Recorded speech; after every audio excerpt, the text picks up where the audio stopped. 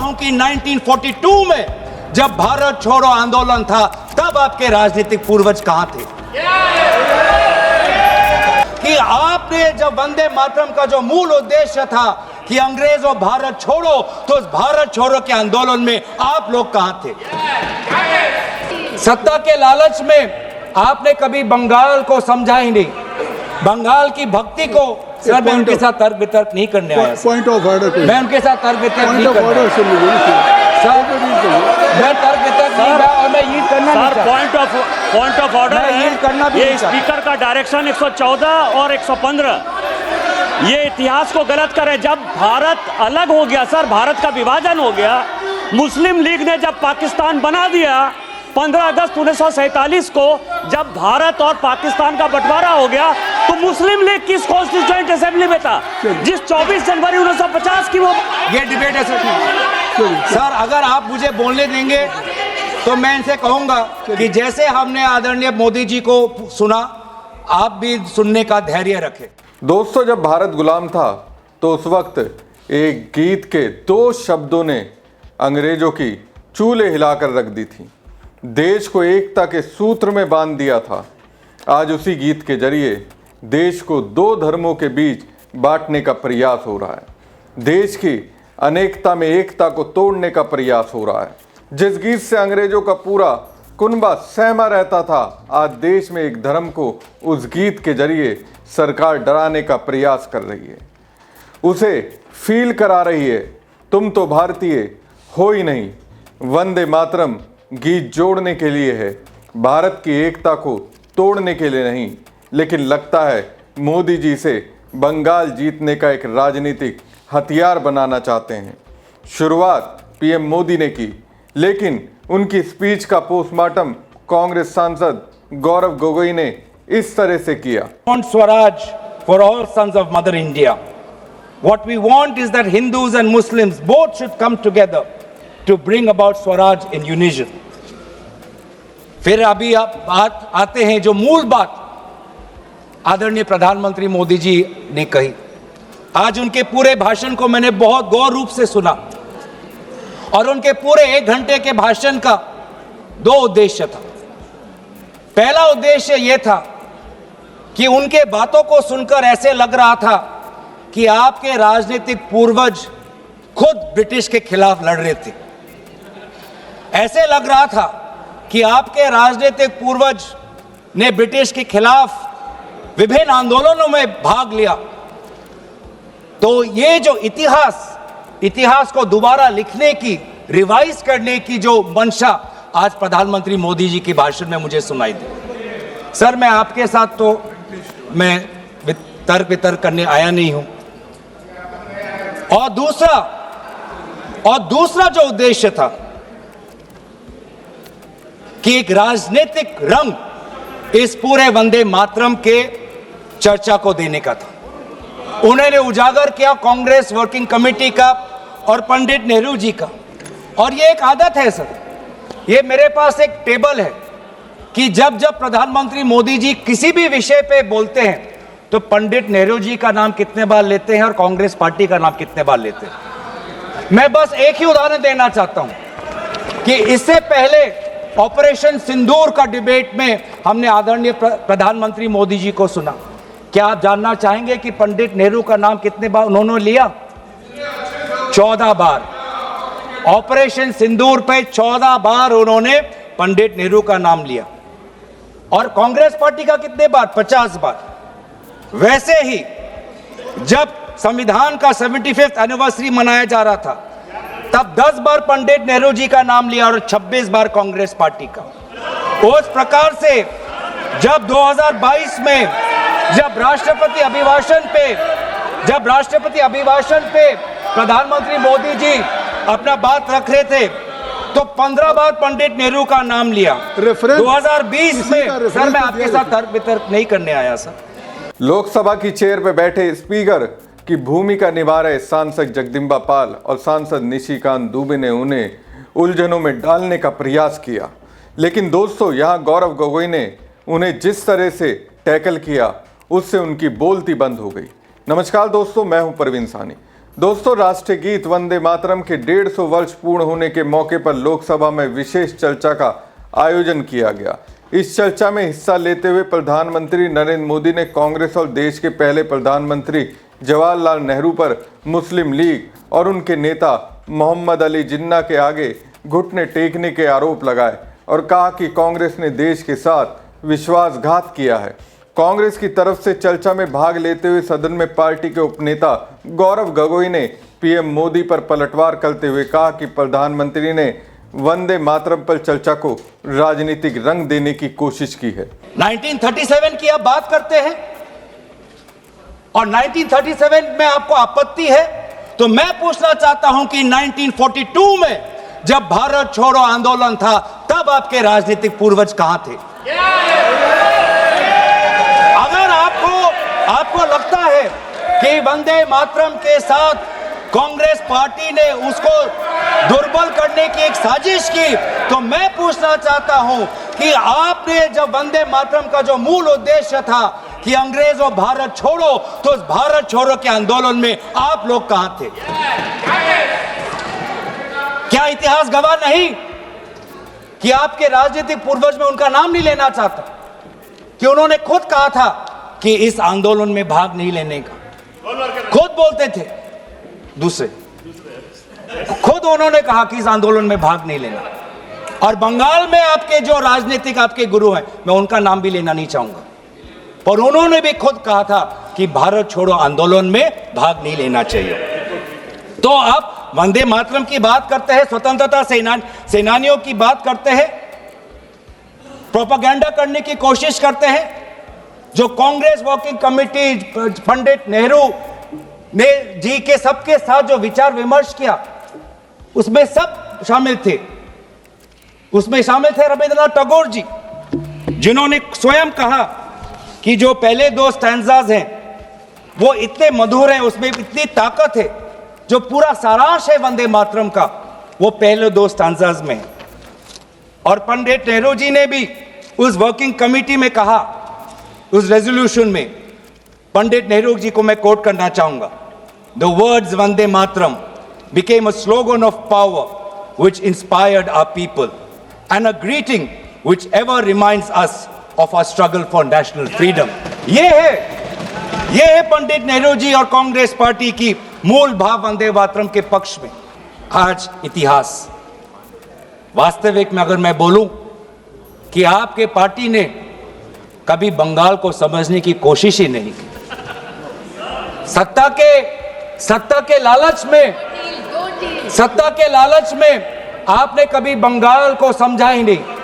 बंगाल की भक्ति को सर, मैं उनके साथ तर्क वितर्क नहीं करने आया। पॉइंट ऑफ ऑर्डर, मैं उनके साथ तर्क वितर्क नहीं करने आया। सर, मैं तर्क वितर्क नहीं और मैं यील्ड करना नहीं चाहता।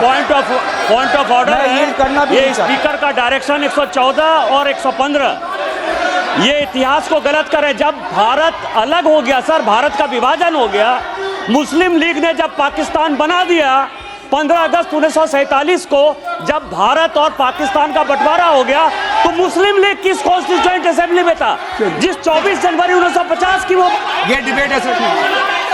अगर आप मुझे बोलने देंगे तो मैं इनसे कहूंगा कि जैसे हमने आदरणीय मोदी जी को सुना, आप भी सुनने का धैर्य रखें। धैर्य की कमी मत दिखाइए, संयम की कमी अब मत दिखाइए। हमने संयम दिखाया, हमने धैर्य दिखाया, अब आपकी बारी है। आपने बंगाल को कभी समझा नहीं, आपने बंगाल की भक्ति को नहीं समझा, आपने बंकिम चंद्र चटर्जी को नहीं समझा।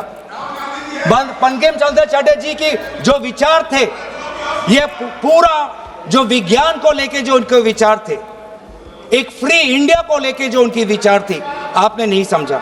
आपने रविंद्रनाथ टैगोर जी को नहीं समझा। आपके लिए तो सब कुछ बांग्लादेशी।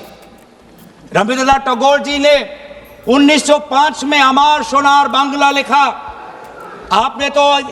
आप इतिहास नहीं जानते, आपने रविंद्रनाथ टैगोर जी का इतिहास नहीं पढ़ा, और जब कहीं आपको अमार सोनार बांग्ला आपको सुनाई पड़ता है तो आपको सिर्फ बांग्लादेशी सुनाई पड़ता है। लेकिन जिस समय वो लिखा गया, बंगाल के पार्टीशन में जो दुख, जो वेदना, अमार सोनार बांग्ला, मेरे जो सुनहरे बंगाल के प्रति जो भाव था, उसको आपने नहीं समझा। आप कभी दिल्ली में अगर बंगाली भाषा सुनते हैं तो उसको भी बांग्लादेशी कह देते हैं, उसको भी आप बांग्लादेशी कह देते हैं। जो वास्तविक में बंगाल लोगों की जो समस्या है, असम में बंगाल लोगों की जो डी वोटर की समस्या है, आज 10 साल आपका डबल इंजन हो गया, आपने असम में डी वोटर की समस्या को समाधान नहीं किया। असम में बंगाल के लोग आज अपने आप को भारतीय नागरिक कहना चाहते हैं, लेकिन आपने ऐसा कानून लेके आए हैं, आप असम में बंगाल के लोग अपने आप को भारतीय नागरिक नहीं, अपने आप को बांग्लादेशी का प्रमाण सरकार को देना पड़ रहा है। ये है आज। इसीलिए ना आप बंगाल को समझे, ना आपने राष्ट्र को समझा। ये हम कह रहे हैं ना, राष्ट्रगीत,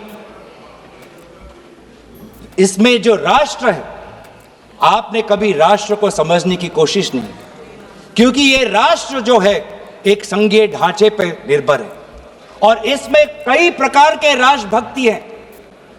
आज अगर भारत एक मजबूत राष्ट्र है, वो इसलिए है क्योंकि इसमें ना सिर्फ बंगाल की राष्ट्रभक्ति समाई हुई है, इसके साथ तमिल की भी राष्ट्रभक्ति समाई हुई है, इसके साथ असम की राष्ट्रभक्ति समाई हुई है, इसके साथ पंजाब की राष्ट्रभक्ति समाई हुई है, इसके साथ केरल की राष्ट्रभक्ति समाई हुई है, इसके साथ कर्नाटका तेलंगाना की राष्ट्रभक्ति समाई हुई है, इसके साथ नागालैंड उत्तर पूर्वांचल की राष्ट्रभक्ति समाई।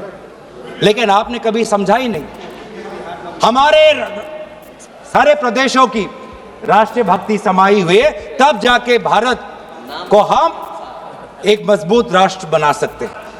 आपने कभी हमारे राष्ट्र में धर्म अनेक, वो आप ले लीजिएगा अखिलेश जी, आप ले लीजिए। हमारे राष्ट्र में धर्म अनेक, हमारे राष्ट्र में भाषा अनेक, हमारे राष्ट्र में प्रांत अनेक, लेकिन हमारे राष्ट्र में राष्ट्र ग्रंथ सिर्फ एक, वो है हमारे भारतीय संविधान। वो है हमारे भारतीय संविधान। पैगंबर अनेक, धार्मिक ग्रंथ अनेक, मंदिर अनेक, लेकिन राष्ट्र निर्माण के संदर्भ में सिर्फ एक ही ग्रंथ, वो है संविधान। और इस संविधान की सुरक्षा हम आज भी कर रहे हैं। गोगोई ने कहा कि वो और उनकी पार्टी भाजपा जितने भी प्रयास कर लें, पंडित नेहरू पर दाग नहीं लगा सकते। इसके साथ ही गोगोई ने दावा किया कि कांग्रेस ने ही सबसे पहले वंदे मातरम का उद्घोष किया था। आप हर बार नेहरू जी और कांग्रेस पर निशाना साधते हैं, लेकिन जितनी कोशिश कर लें नेहरू जी पर दाग नहीं लगा पाएंगे। आप 1937 के कांग्रेस अधिवेशन की बात करते हैं, लेकिन मैं पूछना चाहता हूं 1942 के भारत छोड़ो आंदोलन में आपके राजनीतिक पूर्वज कहां थे? आपके राजनीतिक पूर्वजों ने ना तिरंगे को तवज्जो दी, ना ही फिर राष्ट्रगान को तवज्जो दी। आप क्या राष्ट्रभक्ति की बात करते हैं? मुस्लिम लीग ने वंदे मातरम का पूर्ण बहिष्कार करने की मांग की थी। हमारे नेता मौलाना अब्दुल कलाम आजाद साहब ने कहा था, मुझे वंदे मातरम से कोई आपत्ति नहीं है। मैंने प्रधानमंत्री के भाषण को गौर से सुना। उनके 2 उद्देश्य थे। पहला उद्देश्य ये बताने का प्रयास करना था कि आपके राजनीतिक पूर्वज अंग्रेजों के खिलाफ लड़ रहे थे। उनका दूसरा उद्देश्य इस चर्चा को राजनीतिक रंग देने का था। अब दोस्तों, यहाँ गौर करने वाली बात यह है, जब गोगोई वंदे मातरम पर अपना तर्क रख रहे थे तो उस दौरान चेयर पर बैठे बीजेपी सांसद जगदम्बिका पाल टोका टोकी कर रहे थे। उनकी स्पीच को हल्का बनाने का प्रयास कर रहे थे, ज्ञान देने की कोशिश कर रहे थे। बीजेपी सांसद निशिकांत दुबे ने तो फैक्ट चेक करने की कोशिश की। इस पर गोगोई ने बस एक बात कही, मैं आपसे तर्क करने नहीं आया। ये सुनते ही दोनों का चेहरा उतर गया, एक तरह से बोलती बंद हो गई। वैसे दोस्तों, आपको बता दें, दक्षिण अफ्रीका में रहते हुए गांधी जी ने 2 दिसंबर 1905 को इंडियन ओपिनियन में the heroic song of Bengal नामक लेख में लिखा कि वंदे मातरम भावनाओं में श्रेष्ठ और अन्य देशों के गीतों से कहीं अधिक मधुर है। इसमें किसी के प्रति द्वेष नहीं है, केवल देशभक्ति की भावना है। ये भारत माता की स्तुति है, जैसे हम अपनी माँ की पूजा करते हैं।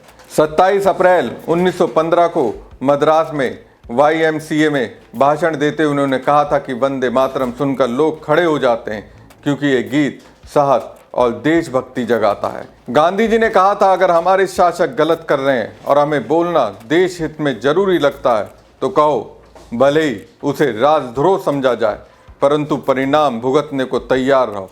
लेकिन आज के दौर में देखिए, जब लोग सरकार की गलतियों की ओर इशारा करते हैं और उन पर कार्रवाई होती है, जब गांधी जी के शब्द प्रासंगिक हो उठते हैं, ऐसे में सवाल उठता है, जब सत्ताधारी असहमति को दबा रहे हैं तो वंदे मातरम की 150वीं वर्षगांठ मनाने का अर्थ ही क्या रह जाता है। 1 जुलाई 1939 को हरिजन में गांधी जी ने लिखा कि अगर किसी को किसी कारण से वंदे मातरम से आपत्ति हो तो उसे जबरदस्ती नहीं गाना चाहिए। अपनी पुस्तक कंस्ट्रक्टिव प्रोग्राम में भी उन्होंने विद्यार्थियों से आग्रह किया कि किसी पर यह गीत थोपा ना जाए। लेकिन ये सरकार क्या कर रही है? अपनी राजनीति के लिए वंदे मातरम को धार्मिक रूप देने का प्रयास कर रही है। कांग्रेस द्वारा 1937 में पारित प्रस्ताव में भी कहा गया था, जहां भी वंदे मातरम गाया जाए वहां केवल पहले 2 छंद गाए जाए। बीजेपी और मोदी को यह ध्यान रखना चाहिए कि वंदे मातरम को पहली बार 1896 में कांग्रेस के अधिवेशन में रविंद्रनाथ टैगोर ने ही गाया था, जिसकी अध्यक्षता रहमतुल्लाह सयानी ने की थी। इस संदर्भ में ये याद करना जरूरी है कि 23 अगस्त 1947 को कोलकाता में एक प्रार्थना सभा में जब किसी अल्लाह अकबर कहा और अन्य लोग वंदे मातरम बोलने लगे तो गांधी जी ने साफ किया कि वंदे मातरम कोई धार्मिक नारा नहीं बल्कि एक राजनीतिक उद्घोष है। लेकिन ये सरकार क्या कर रही है? इसे धार्मिक रूप दे रही है। कांग्रेस सांसद गोगोई ने मोदी की इस स्पीच पर अपनी स्पीच के जरिए चोट की। हालांकि उन्हें इंटरप्ट करने का प्रयास स्पीकर के चेयर पर बैठे जगदम्बिका पाल और निशिकांत दुबे ने बहुत किया, लेकिन गौरव ने चंद शब्दों से ही उनकी बोलती बंद कर दी। हमारी खबर आपको कैसी लगी कमेंट बॉक्स में कमेंट करके जरूर बताएं। साथ ही पेज को ज्यादा से ज्यादा लाइक और शेयर कीजिएगा। धन्यवाद। चाहता हूं कि 1942 में जब भारत छोड़ो आंदोलन था तब आपके राजनीतिक पूर्वज कहां थे? कि आपने जब वंदे मातरम का जो मूल उद्देश्य था कि अंग्रेजों भारत छोड़ो, तो उस भारत छोड़ो के आंदोलन में आप लोग कहां थे? सत्ता के लालच में आपने कभी बंगाल को समझा ही नहीं। बंगाल की भक्ति को सर मैं उनके साथ तर्क वितर्क नहीं करने आया। पॉइंट ऑफ ऑर्डर, मैं उनके साथ तर्क वितर्क नहीं पॉइंट ऑफ ऑर्डर सुन लीजिए सर, मैं तर्क वितर्क नहीं किया और मैं यील्ड करना नहीं सर, पॉइंट ऑफ ऑर्डर मैं यील्ड करना भी है। नहीं ये चाहता। स्पीकर का डायरेक्शन 114 और 115 ये इतिहास को गलत करे। जब भारत अलग हो गया सर, भारत का विभाजन हो गया, मुस्लिम लीग ने जब पाकिस्तान बना दिया 15 अगस्त 1947 को, जब भारत और पाकिस्तान का बंटवारा हो गया तो मुस्लिम लीग किस कॉन्स्टिट्यूएंट असेंबली में था जिस 24 जनवरी 1950 की वो ये डिबेट है सर। अगर आप मुझे बोलने देंगे तो मैं इनसे कहूंगा कि जैसे हमने आदरणीय मोदी जी को सुना, आप भी सुनने का धैर्य रखें।